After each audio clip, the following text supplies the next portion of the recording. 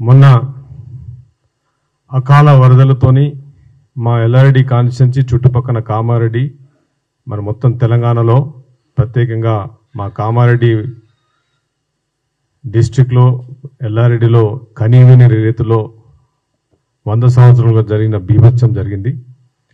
మరి దానికి ముఖ్యమంత్రి గారు పెద్ద మనసుతోని మా ప్రాంతానికి వచ్చి 1916లో డిజైన్ చేసిన పోచారం ప్రాజెక్టు ఒక స్టేజ్లో పోచారం ప్రాజెక్ట్ ఉంటుందా కొట్టుకపోతుందా అన్న స్టేజీ ఆ పరిస్థితి మాకు ఉండే. మరి ఎన్నో వరదలతోని నష్టపోయిన ప్రాంతం, ఎందరో రైతులు వరదల్లో పొలాలు మునిగిపోయి ఇల్లులు కొట్టుకుపోయి చాలా పరిస్థితి ఉండే. ఆ పరిస్థితిలో ముఖ్యమంత్రి గారు రావడం, పొంగులేటి శ్రీనివాసరెడ్డి గారు, సీతక్క గారు, మహేష్ కుమార్ గారు వచ్చి చేయడం మరి చాలా మటుకు టెంపరీ రికవరీ జరిగింది. మొన్న ఇదే కేటీఆర్తో ఉండే వాళ్ళ టీం అవగాహన లేకుండా మరి ప్రజల్లో కష్టాల్లో ఉన్నారు ఎల్ఆర్డి నియోజకవర్గం అని చెప్పి నేను వరల్డ్ బ్యాంక్ అసోసియేషన్ సంస్థ GFDRR global facility for disaster reconstruction recovery GFDRR సంస్థకి మరి ప్రపంచంలో ఎన్నో ఆర్గనైజేషన్స్ ఉన్నాయి. World Bank associate organization, World Bank GFDRకి నేను లెటర్ రాయడం జరిగింది. ఎందుకంటే ఒక స్థానిక శాసనసభ్యుడిగా ప్రజలతో ఎన్నుకొని కష్టాల్లో ఉన్నప్పుడు, మా ఎల్ఆర్డి ప్రాంత ప్రజలు కష్టాల్లో ఉన్నప్పుడు ఏ విధమైన గ్రాంట్ మనకేమైనా దొరుకుతుందా అని చెప్పేసి నేను అప్పుడు నాకున్న కనెక్షన్ల వల్ల వాషింగ్టన్ డీసీలో GFDRకి రాయడం జరిగింది. అక్కడ వెళ్ళి కలవడం జరిగింది. మరి ఇదే కేటీఆర్ అవగాహన లేకుండా 10 సంవత్సరాలు మంత్రిగా ఉండి ఆయన చుట్టుపక్కల కోతులు అంటే పనికిరాని చదువు లేకుండా, అవగాహన లేకుండా ఫేస్బుక్లో పోస్ట్ చేసుకుంటూ రాయచ్చా ఒక శాసనసభ్యుడు అని చెప్పేసి మాట్లాడడం జరిగింది. ప్రపంచంలో ప్రజలతో ఎన్నుకున్న ఎనీ ప్రతినిధి యూ కెన్ రిప్రజెంట్. మరి ఇదే మా ముఖ్యమంత్రి గారు మా పార్టీలో, కాంగ్రెస్ పార్టీలో స్వేచ్ఛనిస్తూ ప్రజల గురించి ఎంతవరకైనా మీరు పనిచేసుకోండి, ఏ విధంగా అయినా ఈరోజు ప్రజల్లో కష్టాలు ఉన్నారు అని చెప్పి మాకు ఆ స్వేచ్ఛనిచ్చిండ్రు. మరి దానివల్ల ఇక్కడ మీకు GFDRR నుంచి integrated reservoir management and dam risk assessment tools management ప్రోగ్రాంలో మీకు ఈ డాక్యుమెంట్ కూడా ఇస్తా ఉన్నాను, చూపిస్తా ఉన్నాను. దీనిలో కేటీఆర్ని అడుగుతా ఉన్నాను, ఒక్కసారి నీకు చదువు వచ్చి ఉంటే కానీ, నీ టీంకి కానీ నీకేమైనా అవగాహన ఉండి 10 సంవత్సరాలు ఏ విధంగా నువ్వు మంత్రి పదవి చేసినావు నాకు అర్థం కావట్లేదు. ఇక్కడ మీరు చూస్తే చాలా ప్రాజెక్టులు సూరత్లో, ఇక్కడ strengthening transferal system of resilience in the state of Kerala, ఇది కేరళ కూడా భారతదేశానికి సంబంధించిందే, సూరత్ కూడా భారతదేశానికి సంబంధించిందే. Integrated reservoir management and dam risk assessment tools managing disaster recovery management in India. ఇట్లాంటి గ్రాంట్స్ టెక్నాలజీతోనే మరి ఇన్ని ప్రాజెక్ట్స్ కూడా GFDRR మరి భారతదేశంలో ఇవ్వడం జరిగింది. మరి మీకు అవగాహన లేకుండా ప్రజలకు దూరమై అవినీతికి పాల్పడుకుంటూ ఏ రోజు కూడా ప్రజల గురించి ఆలోచించకుండా నీ చుట్టుపక్కల ఉన్న కేటీఆర్ ఈరోజు చెప్తా ఉన్నాను, కావాలంటే నువ్వు ఈ డాక్యుమెంట్ కూడా మీడియా ద్వారా రిలీజ్ చేస్తా ఉన్నాను. ఎన్ని ప్రాజెక్ట్స్ GFDRR మీ పోయిన 10 సంవత్సరాల్లో మీ అవినీతి సామ్రాజ్యంలో సామంతరాజునుగా నువ్వు ఉండి నువ్వు నీ ఎమ్మెల్యేలకు అధికారం ఇవ్వకుండా నువ్వు పొద్దున్న లేస్తే నువ్వు కూడా విదేశాలకు వెళ్ళుకుంటూ దావోస్కి ఎన్నిసార్లు పోయినావు. మరి నేను ఒకటే క్వశ్చన్ అడుగుతున్నా, ఎమ్మెల్యేగా, కాంగ్రెస్ పార్టీ ఎమ్మెల్యేగా, మరి నువ్వు నీ సిరిసిల్లలో నాకు ప్రాజెక్టులు కావాలి, ఇండస్ట్రీలు పెట్టాలి అని చెప్పి నువ్వు అడిగినవా లేదా దావోస్లో అడుగుతా ఉన్నాను. ఒక శాసనసభ్యుగా ప్రజల గురించి పోరాటం చేయడంలో తప్పు లేదు. మరి ఒక్కసారి ఆలోచించుకోవాలని చెప్పేసి నేను వాళ్ళ టీంకి చదువుకొని అవగాహన తెచ్చుకోవాలా. మా కాంగ్రెస్ పార్టీలో ప్రతి ఎమ్మెల్యేకి ప్రజల గురించి అడిగే హక్కు మా ముఖ్యమంత్రి గారు ఇవ్వడం జరిగింది. మరి విర్ ఆల్ టుగెదర్. నువ్వు అన్నట్టు ఏదో సీఎం రేవంత్ రెడ్డి గారికి ఏదో లెటర్ రాసిండు. పొద్దున్న లేస్తే రాజకీయాలు తప్ప అవినీతిలో కుప్పలో మునిగిపోయిన మీరంతా. మీ చెల్లెలే మొన్ననే ప్రెస్ మీట్ పెట్టి కవిత గారే చెప్తా ఉన్నారు మా కుటుంబం అవినీతిలో మునిగిపోయిందని. మరి 10 సంవత్సరాలు నువ్వు మంత్రిగా పనిచేసినావు, చదువుకున్నా అని చెప్తున్నావు, అమెరికాలో ఉన్నా అని చెప్తున్నావు. నేను కూడా అమెరికాలో ఉన్నాను, నేను కూడా చదువుకున్నాను. మరి నీకు ఇంత అవగాహన లేకుండా ట్విట్టర్లో దొరికింది కదా అని చెప్పేసి ఎయిర్ కండిషన్లో కూర్చుండి ఒక పోస్టులు పెట్టి సోషల్ మీడియాలో అవగాహన లేకుండా చేస్తే ఇలా తెలంగాణలో ప్రజలు నిన్ను చూసి నవ్వుకుంటున్నారు. ఇలా కాంగ్రెస్ పార్టీ సర్కార్ కాదు, మీరు పోస్టులు పెడతారు కదా, సర్కస్ నడిపిస్తారు, సర్కార్ కాదని చెప్పేసి మీది సర్కస్ 10 సంవత్సరాలు మిమ్మల్ని బొందబెట్టిరని చెప్తా ఉన్నాను. ప్రజలకు మీరు కంప్లీట్ డిస్కనెక్ట్ అయిపోయారు.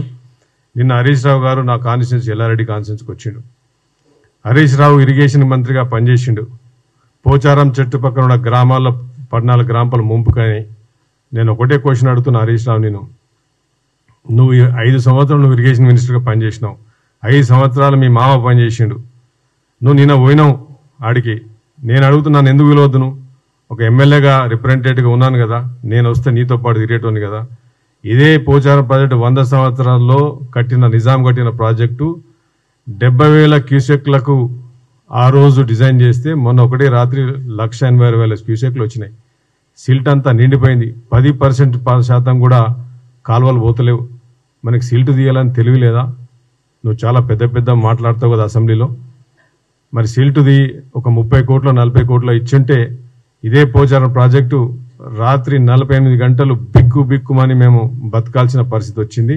మా గ్రామాల ప్రజలు పక్కన ఉన్న త్రిలింగేశ్వర స్వామిని, మా దగ్గర ఉన్న తాండూరులో త్రిలింగేశ్వర స్వామిని వేడుకుంటూ బతకాల్సి వచ్చింది. ఉంటుందా 4,000 ట్రక్కుల శాండ్ బాక్స్ వేసుకుంటా నేను కూడా అక్కడే శాసనసభ్యుగా ఉండి అక్కడే ఉండి మా ప్రజలు మా కార్యకర్తలు ప్రతి ఒక్కరు వచ్చి ఆ సంపదను కాపాడుకోవాలి, పోచారం ప్రాజెక్టు సంపదను 100 సంవత్సరాల కింద నిజాం పెట్టింది కాపాడుకోవాలని మేము అక్కడ ఉండి మట్టి వేసుకొని చిన్న గోడతోని ఇలా బతికి బయటపడ్డాం. మరి నువ్వు ఒక స్ట్రెంథనింగ్ చేసుకు ఒక 30-40 కోట్లు కాళేశ్వరంలో ఉన్న ధ్యాస, అదే నీ సొంత మరదలు మీ మామ బిడ్డ కవిత గారు ప్రెస్ మీట్ పెట్టి చెప్పింది నీ గురించి. ఎస్ టేకెన్ మనీ, దాంట్లో కంపల్సరీ దాంట్లో ఇన్వాల్వ్ అయ్యిండు హరీష్ రావు అని చెప్తా ఉండే. మరి ఆడ 100 కోట్లు పైపులల్లా డబుల్ కమిషన్లు తీసుకొని ఎస్టిమేట్లు డబుల్ చేసినావు. మరి మా ఎల్లారెడ్డి కాన్స్టిట్యున్సీ పోచారం ప్రాజెక్టుకు ఆ రోజు 40-50 కోట్లు ఇచ్చుంటే ఇవాళ సిల్టింగ్ అయిపోయేది, ప్రాజెక్ట్ స్ట్రెంథనింగ్ అయింటే ఇవాళ మా గ్రామాలు మునిగేటి కాదు, ఇవాళ ఇంత పెద్ద ప్రాజెక్టు కాల్సి కాదు. నేను ఒకటే ఛాలెంజ్ చేస్తా ఉన్నాను, ఈ రోజు కూడా ఛాలెంజ్ చేస్తా ఉన్నాను, కేటీఆర్ హరీష్ రావుగా ఇద్దరికీ ఛాలెంజ్ చేస్తా ఉన్నాను. మీరు నిజంగా పరిపాలన చేసి ఉంటే అవినీతిలో కూరుకుపోతే ఈరోజు ఎల్లారెడ్డికి మళ్ళీ రండి, నేను కూడా వస్తాను, అక్కడ నిలబడి మాట్లాడదామని చెప్తా ఉన్నా. మరి ఎంతసేపు పొద్దున్న లేస్తే ముఖ్యమంత్రి రేవంత్ రెడ్డి గారిని మాట్లాడము, ఎమ్మెల్యేస్కి ముఖ్యమంత్రికి చదువు లేదని చెప్పడము, రాజకీయం దేశం తప్ప మీకు డైజెస్ట్ అయితలేదు, కడుపు మంట మండుతా ఉన్నది. ఎందుకంటే నీ చుట్టుపక్కల కోతులకి ఆ బఠానీలో దొరుకుతుండే అవినీతి సొమ్ము దొరుకుతూ ఉండే. ఇప్పుడు మొత్తం అవినీతి సొమ్ము అంతా డిస్కనెక్ట్ అయిపోయింది. మీకు డబ్బులు వస్తలేవు, మీరు ఎప్పుడు మళ్ళీ అధికారం వస్తా అని చెప్పి ఆధారపడుతున్నారు. కానీ ఇంకెక్కడ బీఆర్ఎస్ పార్టీ, ఇంకా బీఆర్ఎస్ పార్టీ ఎక్కడున్నది? మీ సొంత చెల్లెలే మీ హరీష్ రావు మీ సొంత మరదలే చెప్తా ఉంది మీరు ఎంత అవినీతిలో ఉరికిపోయినని. ఇలా ఇన్ని అప్పులకు కారణం మీరు. మరి మా లోకల్ శాసనసభ్యు మాజీ శాసనసభ్యుడు ఆయన నిన్న మాట్లాడుతూ ఉన్నాడు వరల్డ్ బ్యాంకు అని మాట్లాడితే, నేను అడిగేది ఒకటి, మీకు ఈరోజు మీడియా ద్వారా చూస్తున్నా, ఆయన సొంత గ్రామం నల్లమడుగు లింగంపేట మండల్ ఎల్లారెడ్డి శాసన అసెంబ్లీ. మరి అక్కడ ఆయన సొంత ఊర్లో కూడా మోరీ కట్టుకోలే. చిన్న సర్పంచ్ ఉన్నా కానీ మా ఊర్లో మోరీ కట్టాలని తిరుగుతాడు, కానీ ఈయన సొంత ఊర్లో మోరీ కట్టుకుని శాసనసభ్యుగా 5 సంవత్సరాలుగా టీఆర్ఎస్ ప్రభుత్వంలో గవర్నమెంట్లో పనిచేసిండు. ఆ ఫోటోలు కూడా నా దగ్గర ఉన్నాయి, మీకు ఫోటోలు కూడా చూపిస్తాను. ఈ పరిస్థితి, ఇది ఆయన ఊర్లో ఉన్న డ్రైనేజ్ పరిస్థితి. శాసనసభ్యునిగా 5 సంవత్సరాలు పనిచేసిండు నల్లమడుగులో.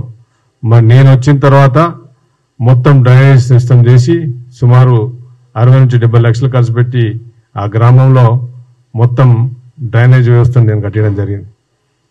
నేను ఒకటే అడుగుతున్నా, నువ్వు నిన్న హరీష్ రావు వచ్చినప్పుడు మాట్లాడుతున్నా కదా వరల్డ్ బ్యాంక్ గురించి, నీకేం తెలుసు? చదువు చక్కగా వస్తే కదా, చదువుకుంటే కదా, నాలెడ్జ్ ఉంటే కదా, మాట్లాడే ముందు ఆలోచించుకోవాలి కదా. అసెంబ్లీలో 5 సంవత్సరాలు ఒక్కసారి మాట్లాడిన ఎల్లారెడ్డి శాసనం గురించి తెలుగే చక్క మాట్లాడరా, నీకు ఇంగ్లీష్ ఏడ మాట్లాడుతూ నువ్వేడ మాట్లాడుతావు. ఆలోచించే ముందు ఒకసారి లెటర్ పెట్టే ముందు మళ్ళొక్కసారి కాంగ్రెస్ పార్టీ తరఫున మీ బీఆర్ఎస్ ఫేక్ సోషల్ మీడియా ఎవరైతే చుట్టుపక్కల ఉన్నారో కేటీఆర్, మీ చెల్లెని అయిపోయింది, నీకు యూట్యూబ్ ఛానల్ ఉందంట, మీ హరీష్ రావుకు యూట్యూబ్ ఛానల్ ఉందంట. నువ్వే అన్నావు కదా ఓడిపోయాక మాకు 10 యూట్యూబ్ ఛానల్ మెయింటైన్ చేస్తుంటే గెలుస్తుంది. యూట్యూబ్ ఛానల్తో రాదు, ప్రజల మనసులో ఉండాలి. ప్రజలు ఇవాళ కాంగ్రెస్ పార్టీని ఆదరించారు. కంప్లీట్గా టోటల్గా మీరు ఫెయిల్యూర్ అయినరు. ఈ లెటర్ రాసినందుకు నువ్వు సర్కార్ అంటున్నావు కదా, సర్కస్ అంటున్నావు కదా కాంగ్రెస్ పార్టీని. కాంగ్రెస్ పార్టీ సర్కస్ కాదు, కాంగ్రెస్ పార్టీ ప్రజల కొరకు పనిచేస్తూ ఉందని చెప్పి మరి మళ్ళొక్కసారి కూడా నీకు ఇంకా కూడా డౌట్ ఉంటే, నా లెటర్ మీద డౌట్ ఉన్నా, నీ ఈ ప్రాజెక్ట్స్ అన్నీ కూడా నేను నీకు ఛాలెంజ్ చేస్తా ఉన్నాను. ఎనీ టైం నువ్వు నా దగ్గరికి కానీ నా కాన్స్టిట్యూన్సీకి వచ్చినా కానీ నేను టోటల్ జిఎఫ్డిఏలో ఏమేమి ప్రాజెక్ట్స్ ఉన్నాయి, ఒక శాసనసభ్యునిగా ప్రజల గురించి, ఎల్లారెడ్డి గురించి ఎంతవరకైనా పోరాడడానికి మదన్ మోహన్ సిద్ధంగా ఉన్నాడు కాంగ్రెస్ పార్టీ తరఫున. మరి మా రేవంత్ రెడ్డి గారు, మా మంత్రులు, ఎమ్మెల్యేస్ అందరం కూడా వీఆర్ ఆల్ టుగెదర్. మీరు ఏం టెన్షన్ పడాల్సిన అవసరం లేదు, ఏదో జరిగిపోతుందని చెప్పి తొందరపడాల్సిన అవసరం లేదు. కేటీఆర్, హరీష్ రావు తొందరపడకండి. మళ్ళా వచ్చేసారి కూడా మళ్ళీ మీరు గెలిచే పరిస్థితి మీకు లేదు. ప్రజల్లో ఇలా బీఆర్ఎస్ను ఇంకా అసహించుకుంటాడు తప్ప మీ నాయకుల్ని ఎవడు కూడా చేస్తారని చెప్తూ మరి అందరికీ కూడా ధన్యవాదం.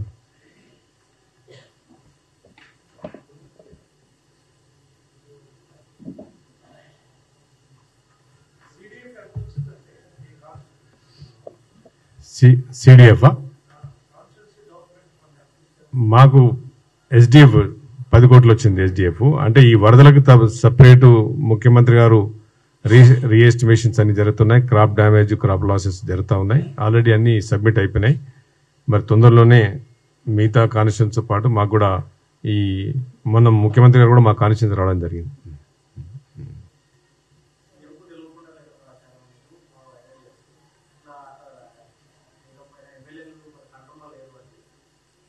నేను అడిగేది కేటీఆర్ని అదే అడుగుతున్నా.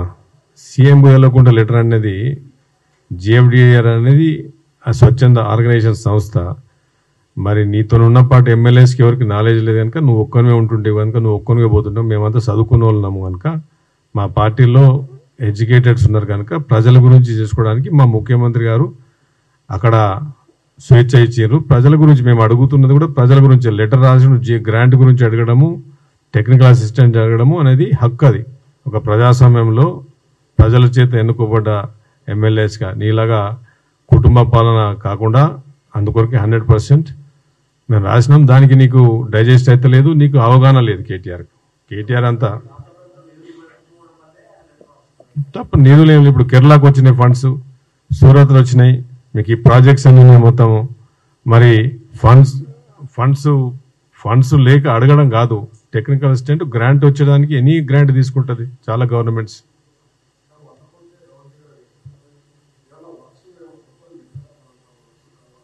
సుమారు మేము ఎస్టిమేట్ చేసినాం. అది 100% 100 కోట్లు అవుతుందా, 150 crores అవుతా. మాకు ఇనీషియల్గా అయితే కొంత రోడ్ డిస్కనెక్టివిటీ అయింది. తర్వాత పోచారం ప్రాజెక్ట్ దగ్గర చాలా క్రాప్ డ్యామేజ్ అయింది, చాలా ఇల్లులు కొట్టుకుపోయినాయి.